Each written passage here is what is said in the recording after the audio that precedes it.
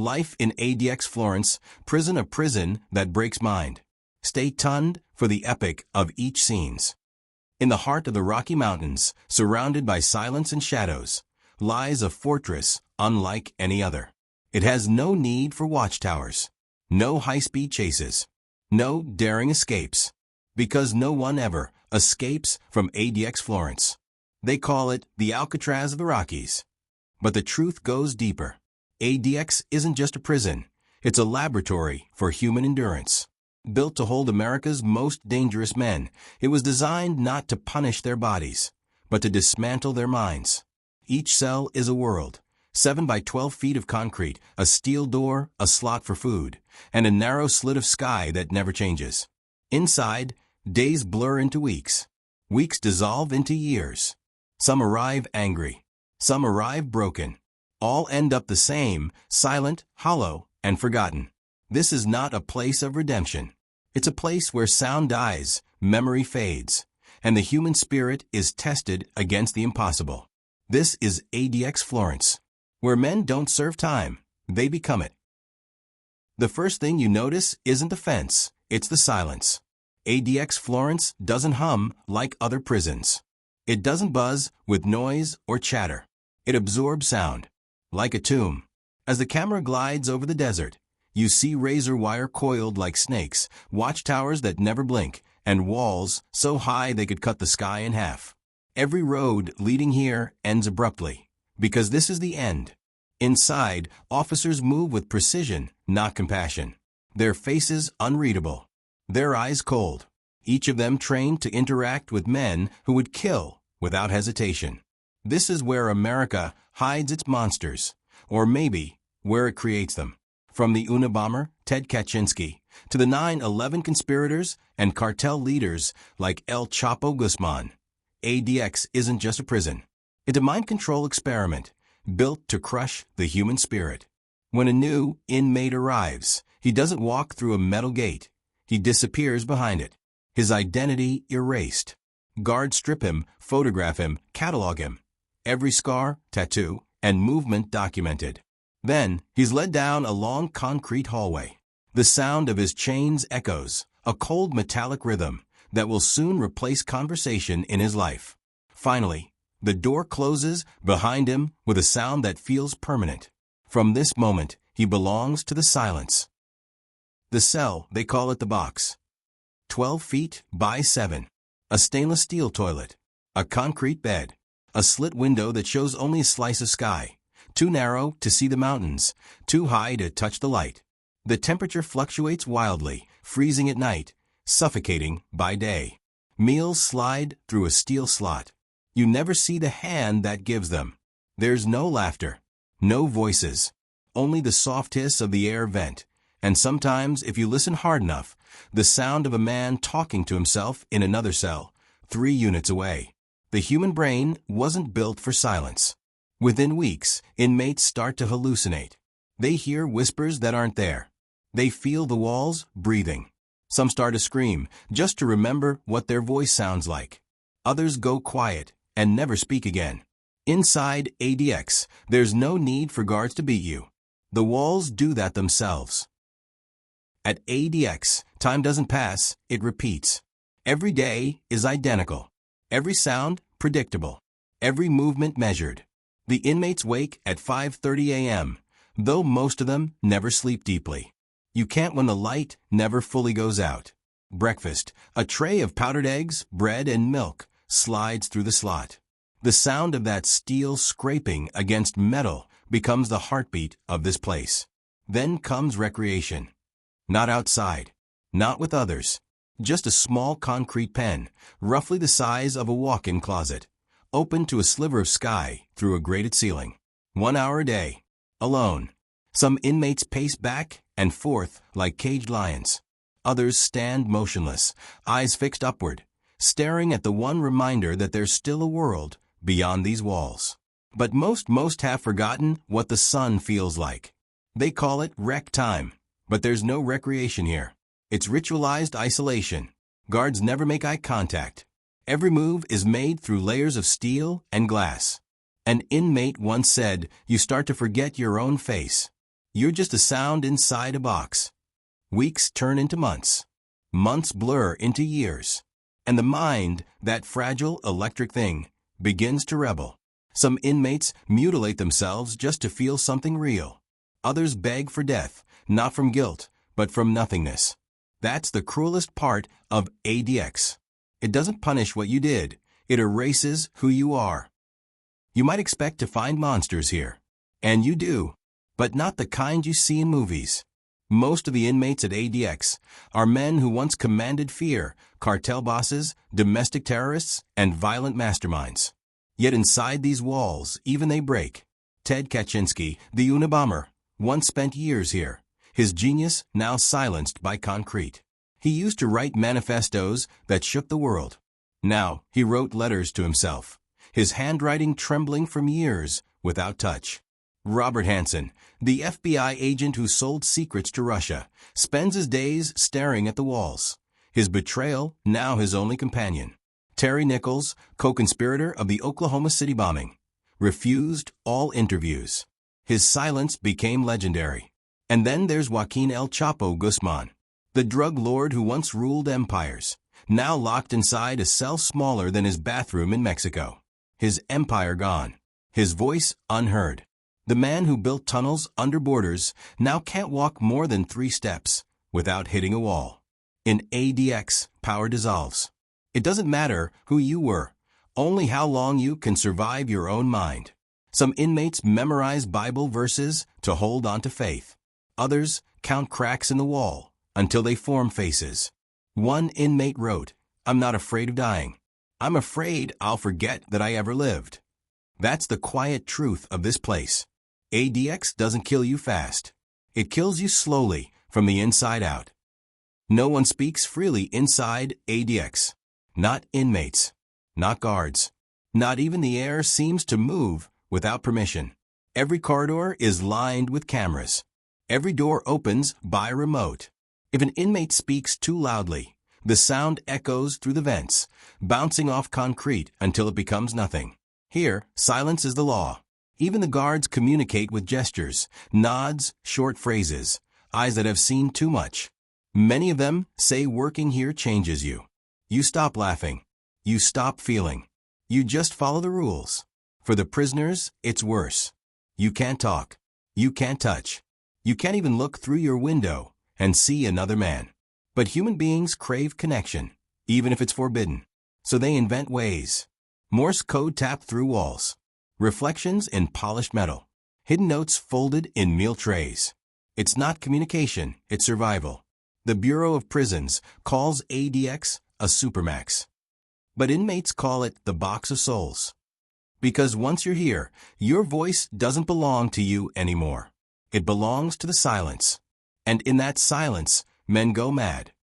Everything inside ADX is about control. The lights, the meals, the movement, the air itself. Even a trip to the shower, a steel cage with a timer, is a privilege. If an inmate misbehaves, the punishment isn't physical. It's psychological. They reduce your out time. Take away books. Shut off your radio. The walls get closer. The silence gets heavier. In a place built for control, the smallest freedom feels like rebellion. That's why even the act of speaking becomes dangerous. Inmates whisper to the walls, not because they expect an answer, but because silence feels like death. Every sound they make reminds them they're still human. But that's exactly what ADX is designed to erase: humanity. The government calls it necessary containment. Psychologists call it slow torture. Either way, it works. Because here, the mind bends before the body ever breaks. Inside ADX, time doesn't heal, it haunts. For many inmates, the walls themselves become mirrors, reflecting everything they've done, every life they've taken, every betrayal that led them here. One inmate, known only as Marcus, used to talk to the air. He'd whisper names, his victims, his crew, his mother. Each day, his voice got softer until one day it stopped. The guards didn't notice for hours. When they opened his cell, Marcus was sitting upright, eyes wide open, lips frozen mid-sentence. He wasn't dead, but his mind was gone. That's how ADX kills you. Slowly. Silently.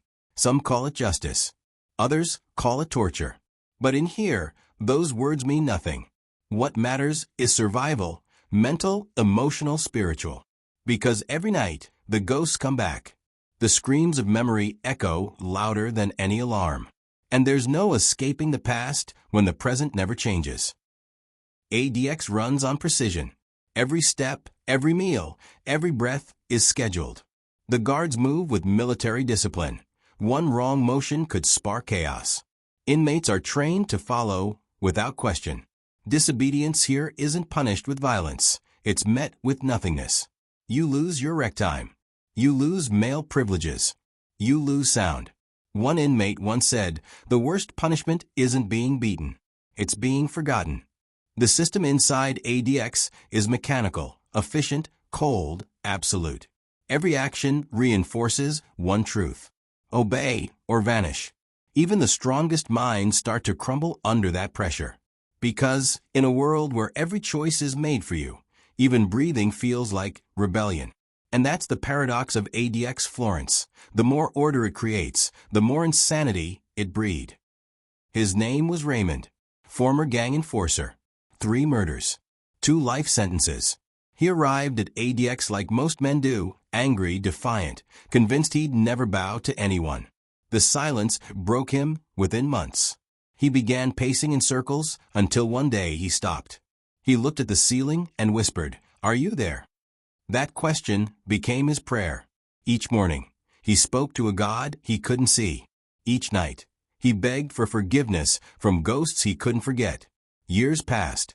He started writing letters to families he had hurt, even though he couldn't send them. The guards noticed the change. His violence turned to calm. His rage became scripture. He told a chaplain once, "ADX didn't save me. God did, because he's the only one who could hear me in here." Some say he's still there, preaching through the walls, unseen but not unheard. Even in hell, faith finds a whisper of light. Silence has a sound at ADX. It's not quiet, it's oppressive. You hear the hum of fluorescent lights, the distant buzz of a door opening, the scrape of a tray sliding across steel, and beneath it all, the sound of breathing. Your own mostly, sometimes someone else's. It's enough to drive a man insane. Psychologists who've studied the prison say prolonged isolation alters the brain. The mind starts inventing noise to fill the void. Footsteps that aren't there. Voices that whisper your name. Some inmates welcome the hallucinations. At least it's something, one wrote. Silence is worse than pain. That's what people outside never understand. The worst punishment isn't chains or beatings. It's nothing. Nothing to see. Nothing to feel. Nothing to hope for. At ADX, silence isn't peace. It's a weapon. One winter morning, the sound of boots echoed down the corridor. A new inmate was coming, and that meant someone was leaving.